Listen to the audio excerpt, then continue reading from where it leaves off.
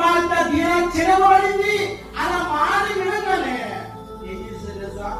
మౌనంగా ఉన్నాడు.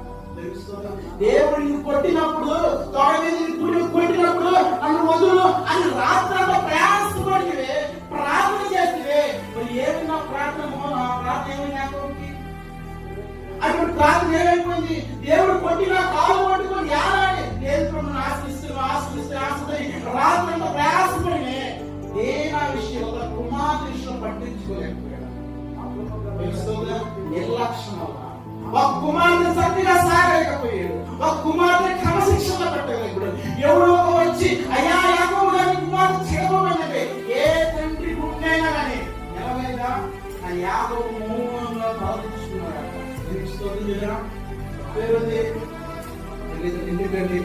ఎందుకంటే యాకోబు ఎప్పుడు ప్రేమించలేకపోయాడు. సూటి మాటలతోనే గాయపరిచేవాడు. ఎందుకని తన మామయ్య కోసం రాహేలు ప్రేమించాడు.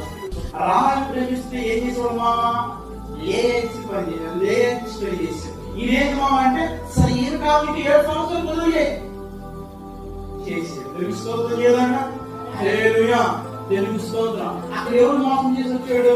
అన్నని తండ్రి మోసం చేసి వచ్చాడు. ఇక్కడ మామ ఎవరు మోసం చేశాడు?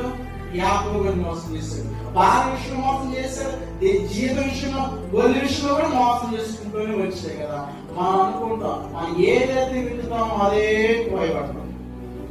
యాకోబు అనుకున్నాడు నేను మోసం చేసి వచ్చా నాకేంటి అనుకున్నాడు. కానీ ఇక్కడ అంత గుణమంతగా మోసపోయాడు. ఒక కుమార్తెను సాకలేకపోయాడు. ఇక్కడ రఘు